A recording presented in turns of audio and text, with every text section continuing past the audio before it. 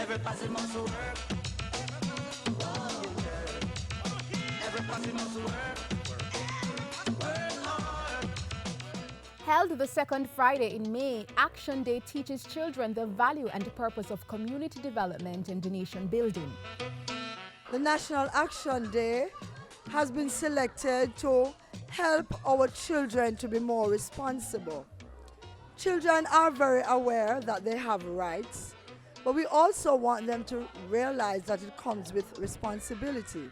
For May 2013, the National Action Day project was held at the St. Anne's Infant School in West Kingston. But why were they selected?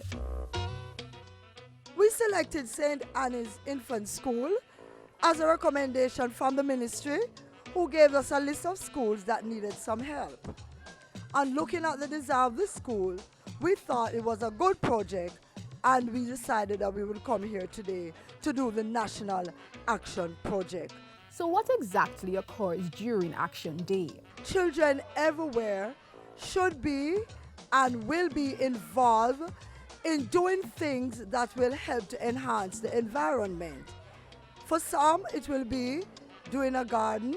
For others, it will be painting a pedestrian crossing, beautifying the school, planting a tree, washing the classrooms, removing marks on walls. It's just a day for the children in schools, in their communities, in their youth groups, in their churches, to be involved in giving back something to the community. The National Child Month Committee is the recognized national body to spearhead Child Month celebrations annually.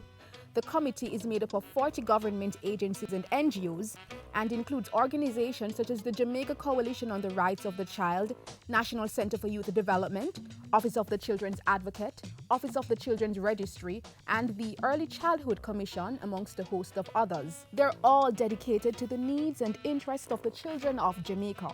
In 1999, the committee established National Action Day, an annual avenue for children to give back by working in and around their schools and communities. Every person must work.